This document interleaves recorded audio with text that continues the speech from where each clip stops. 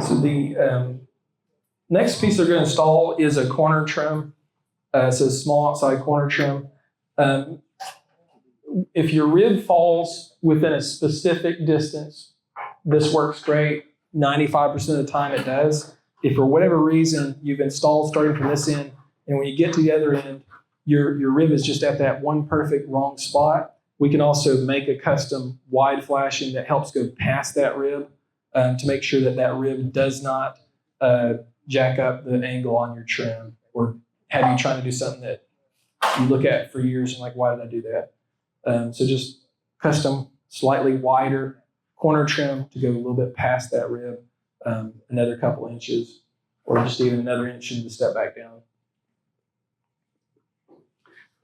What we're not doing here, but definitely is important, is a butyl tape, like caulk on a roll. You apply it to the bottom side of that flange on the corner. Get ready, know where you're going to put it, peel off the wax paper, stick it down, acts as a gasket. Highly recommended, but again, if we did that, we wouldn't be able to reuse that trim or panel. It wouldn't come back off easily.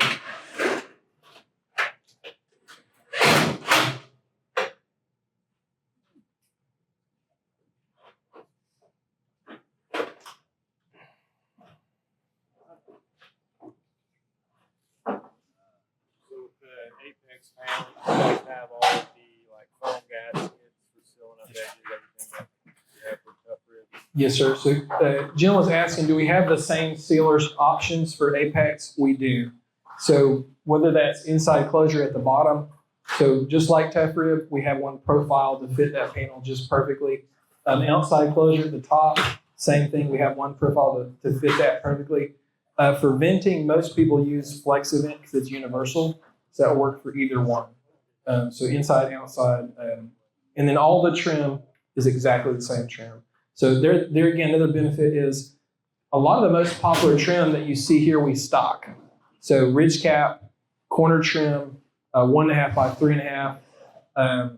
A lot of the J channel, we stock a lot of those items. So when we talk about speed of being able to, whether it be a new project, you left something off, all of our standard colors, we're going to have all those stock trims, and they work for both.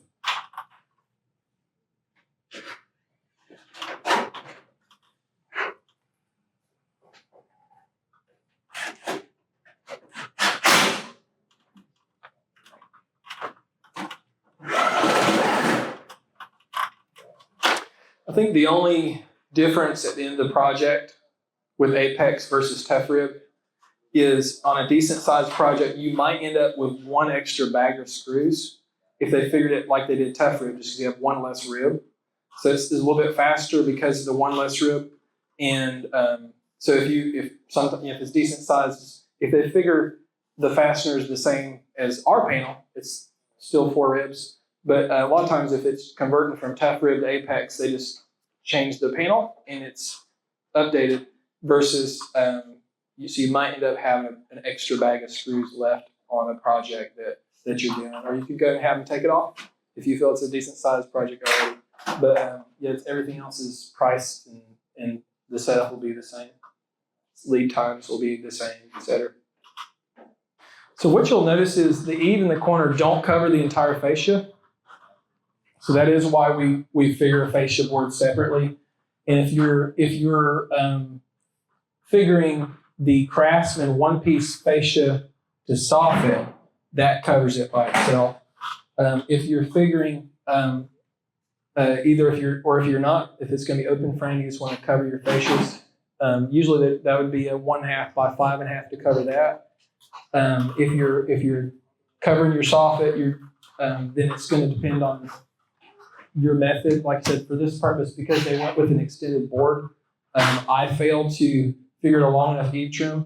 So just something to keep in mind is the method of fastening for a soffit really depends on the technique. So that might be an area where if you want to cover down further, you may or may not need a longer fascia board or eave trim to help bridge that gap. So ridge cap, this is our standard 12-inch ridge cap. conveniently in a very long length, which we can provide. In most cases, these are going to be, I believe it's 10'3", which gives you enough to help lap them nicely, is what we stock. For, in most cases, 10 foot could be, but generally 10'3" for laps. So you'd have one lap somewhere on this roof. For convenience sake and speed sake, we made it in one long shot. Usually you're going to have to lap those 3 inches, sometimes 6 inches, depending on what your preference is and the roof. Just kind of what you're looking to do with it. But just lap at least 2 or 3 inches. And again, the same thing, that would be where we offer the apex outside closures to seal that off as well.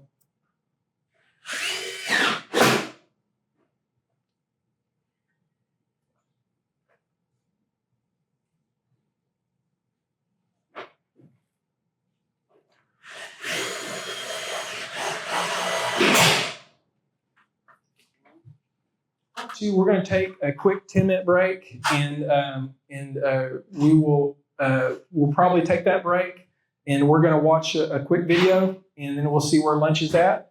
So if you guys want to take a quick 10-minute break, we'll go from there. Thank you. So what we're going to install on the eave soffit is our flush lock soffit in vented. So we can cut that to whatever size you need. So if you need it shorter, if you need it longer, it works great as a soffit panel, a ceiling panel. You can even use it as a flush wall panel as well. But by far, vented for soffit is the most common application that we see.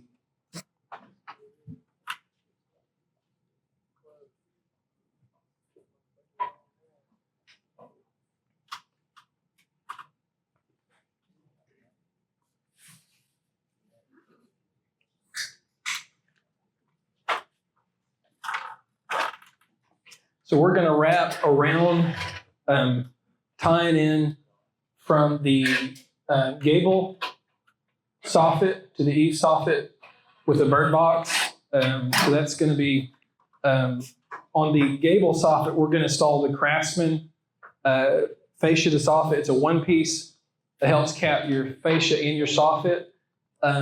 In most cases, people go all with the same type of soffit. So more common would be just use flush lock at the gables and the eaves. We chose to use 2 different types just for demonstration purposes.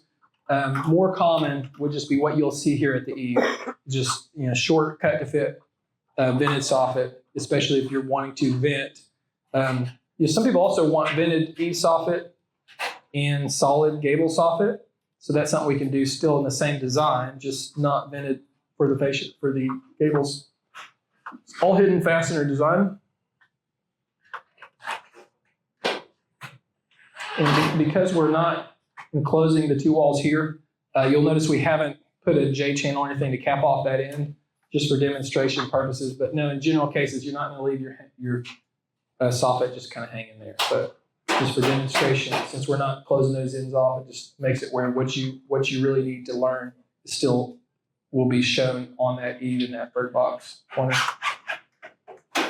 So the J-channel there is installed with pancake screws.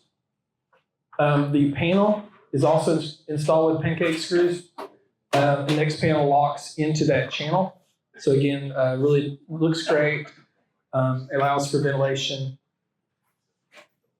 So what product is that again, Nathan? This is flush lock. Flush lock. And that what you see there is it's vented with 1 V groove rib. This helps, since it's a flat surface, helps us with a little bit of rigidity in the middle of that panel. You can also skip the V groove. You can go with or without vented as well. And this is what we're installing, I believe, is it's going to be white on the walls, and then the ULG matte black on the roof and all the trim details. That's a very common, when you're trying to figure out the color schemes, which I'm not good at, but often a contrast between either a dark roof and light walls or a light roof and dark walls with the wall trim coordinate with the roof is very common. And then if you want to do a wainscot, 3 foot, 4 foot up, oftentimes that first 3 or 4 foot up, you could match that to your roof or not. I mean, you can also mix and match colors. That's not an issue as well. So if you want to mix and match colors between roof, wall, and trim, that works also. So again, cut to fit, save you a lot of time. So instead of taking a longer soffit and cutting it down, especially with steel, you're talking about something that's permanent, but just nice to have those nice factory edges. They'll be hidden by a fascia. So if they were cut, it would be hidden, but also just for speed and for not have to worry about just goes together very quickly. And that works great on a home. Looks great on a post-frame building kit, commercial. It's just kind of a very, very smooth, all around, great soffit option.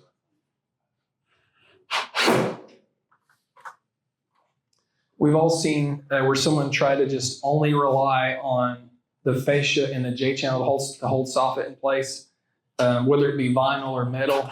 Definitely just tacking that top edge, just make sure it's not, whether you have wind or anything else, you don't have anything try to drop down, regardless of whether your fascia will cover that or kind of hold it in place. Still good to have it secured.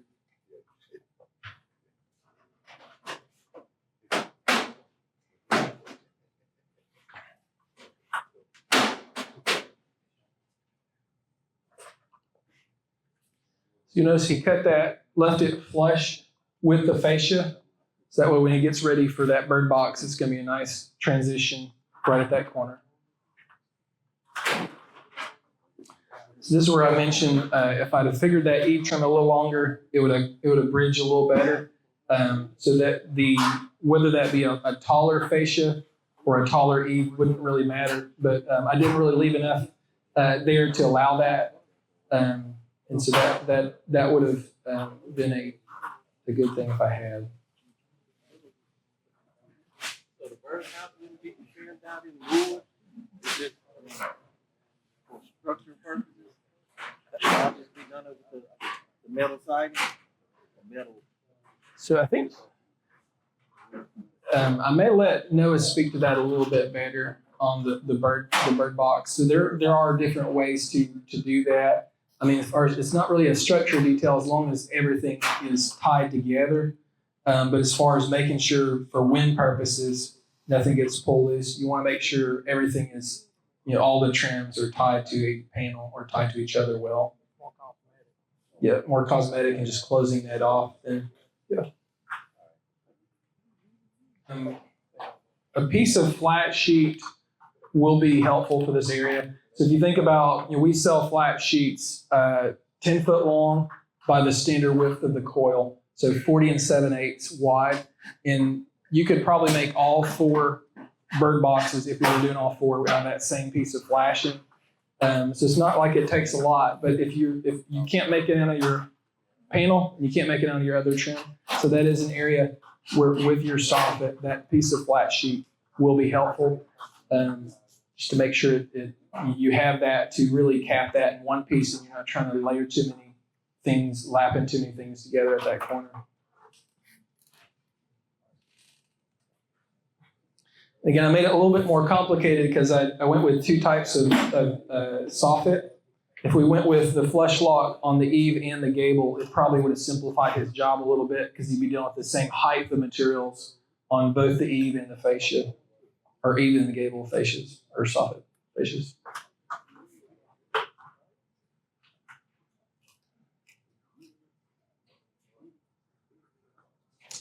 So as you asked me, as far as just pulling that together, so it's using a pop rivet just to make sure everything's pulled together, not just kind of hanging there. So whether this is a pop rivet trim to trim or trim to soffit, it's a very small fastener, stainless steel painted to match, and just a nice way to tie those together. So we can make custom flashing as well. So if you think about any type of flashing that you can draw, we can make. So if you wanted us to make a bird's box trim that went down and had that initial bend, that you could then make some additional cuts and fold around that corner, you could do that. Oftentimes, people just don't know what they want that to look like until they start building out their soffit, how far it's going to go out, and how it's going to tie in together. So the trim here, this is Craftsman fascia to soffit, and it's a very simple trim, and it can be used at the eave. Typically, it would need a more open angle to work there. It can be used at the gables, and it just makes for one-piece transition from the rake, under the rake, down the fascia to the soffit. The thing I was going to mention at the eave is how to handle gutters. So one thing you can do there is build out some wedges and add an additional board at the fascia so that you have a vertical fascia.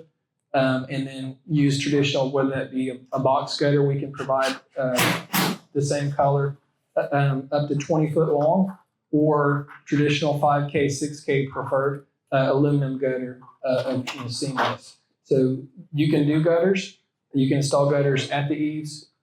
You will need, because of the angle of those, the truss, you will need a wedge to help get you back to vertical for your gutter.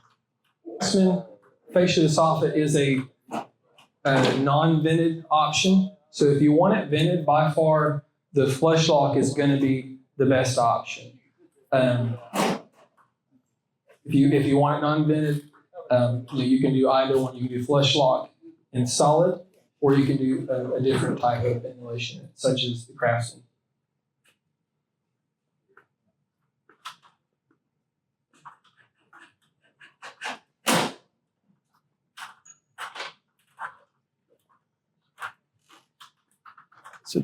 So the eave is the flush lock.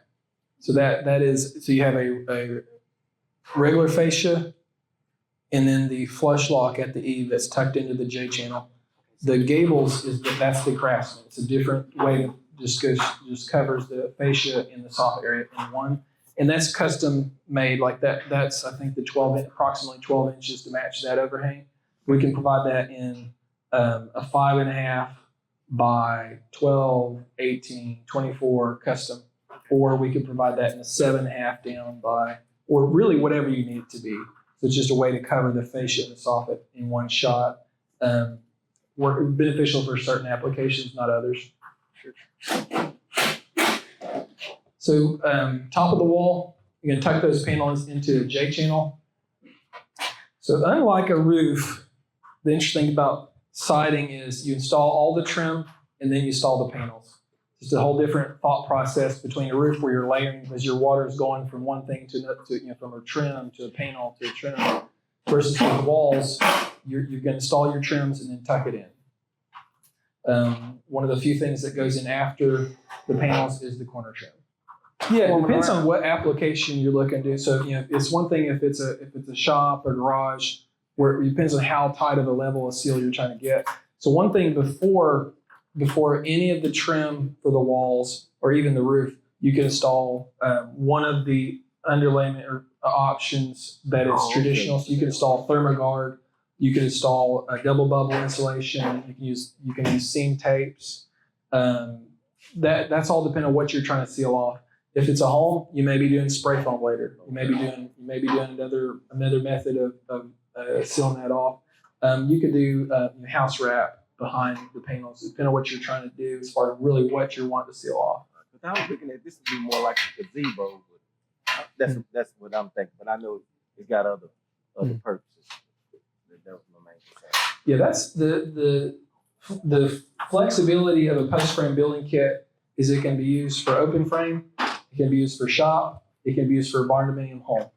And so the level of finish work is going to depend on what you're trying to get out of it. And so the same thing is if you're talking about plumbing, electrical, those are ours is the shell. So that's where you get into how are you going to pour your pad? Are you going to pre-pour your pad? Are you going to post-pour your pad after you got all your plumbing and everything in? So there's a lot of different thoughts on that. And then the insulation, spray foam versus some of the other options is really depend on what you're doing with this kit. What you can. It's very flexible, very versatile, and used in many ways. So this is a post frame trim, post trim. So one of the, it needs to be longer than a fascia board trim because it's capping over both the post, which in this case is 5.5 inch, and the girt, which is 1.5 inches. So this is a 7 inch by 1.5 inches, and if for 5.5 inch posts with the girt, that's what you're going to need to cover the whole thing. We see some cases where people are covering part. And if your door frame covers part, that's one thing. But for roll-ups or that kind of thing, usually if that's going to be behind the post, covering that whole post looks better, seals better. You want to do it right. It's a 7 inch for a 5.5 inch post or 6 by 6 post. What you want to look at. And this will be the same basic process whether it's a roll-up door or walk door. Each manufacturer is a little different. So read the instructions for that size. What opening size do you need? For a roll-up door, again, we're going to consider that if we figure those roll-ups where you tell us what you're doing, we'll consider the headroom you need above the door. But if you just kind of wing it and buy a roll-up and you really haven't worked through, does it have the height for that barrel to fit? Those are some things that we can help with if you tell us ahead. We can make sure that we'll fit in that eave space or in the gable space as well. So this is a drip cap. So drip cap, there's a couple of different trims you can use at the bottom of the wall depending on the application. You can use a drip cap or you can use a rack guard. One note is because that's a treated girt, you would need to use a stainless steel pancake screw. We want to avoid using galvanized because our treated lumber now is treated with a copper-based treatment for protection for long-term, so it lasts longer. So you want those pancakes to be stainless steel. The pancakes, that is one area where while normally our pancakes will self-drill through metal into wood, you may want to pre-drill or use a hole punch to pre-punch those holes because those are softer stainless steel screws. So you don't want to use galvanized because zinc and copper act together as a battery. It can literally burn through your screws. So stainless steel pancake screws to hold those. Just that bottom trim. When we get into the trim that's going into the other girts, those are all non-treated, so that just regular galvanized pancakes are fine.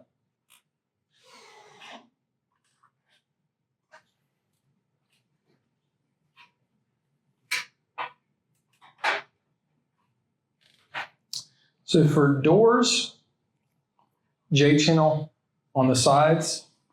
For windows, J-channel on the sides and the bottom.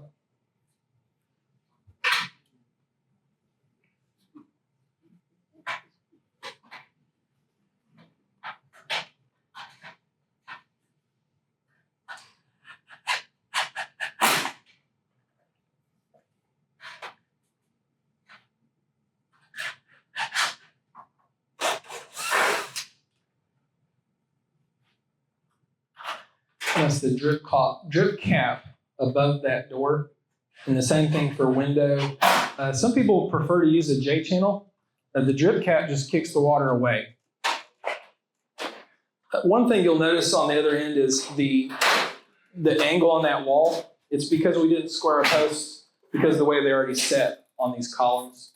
So again, just a post square, post level, post level as you get to your bracing and things that we can't easily do in here. We can't brace it through the concrete into the ground. So those are some things that we can't show in this demo as well, but in a real world scenario, getting those posts vertical, and making sure the edge of them are level. We talk about that rotary laser, so you can make sure that your bottom board is set the same height all the way around, and then measure up from there to find how tall that your top of post is going to be. And using that rotary laser will help you find that base within, depending on, within 1/8 of an inch over 100 feet. So the closer you are to that, the more accurate you are. So those rotary lasers are just very, very beneficial for something like this, where you're working with grading and how high anything particularly needs to be over distances.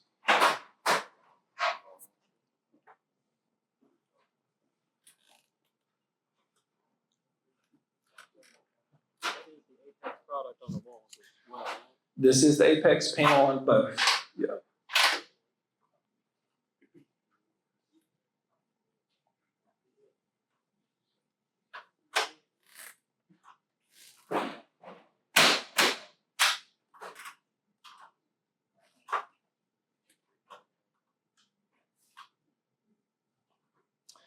You notice they're both wearing gloves. It's a must. Yeah, a good pair of gloves will save yourself some fun stitches, or just painful cuts.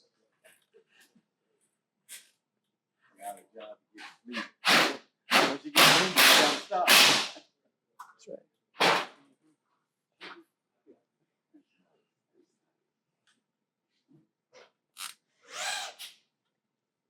Are there closures for the Apex? Yeah, so we have inside closures, outside closures cut to fit. So it's the same pricing as Tough Rib. That's one of the great things. It's literally a drop in place. If you have a quote for Tough Rib, tell them to change the panel, inside outside closure. You're good to go. The only thing that you might need to merge over is for venting. If you're figuring profile vent or LP2, you'll want to change that over to flex event, which is a universal to a contour to fit a specific panel. So to vent the ridge, that's one thing that's really the only product you might need to change to that flex event if you're venting the ridge. So outside corners. So again, as you notice, all the trim went on. All the trim went on first, and then the panels, other than the corner trim. So that's consistent with siding. In most situations, there's a few exceptions, but in most situations, the trim and then the panels and then the corners. Does one side of that outside trim lock in there, or you have to screw it in on both sides? So this screws on both sides. So similar to the small outside corner trim on the roof, except for on walls, you don't need to use the butyl tape. Some people do, but it's not as critical on a wall because it's, with a wall, it's not a water draining system. So that it just caps over the rib on both sides of that corner. And then they'll be fastened with colored screws.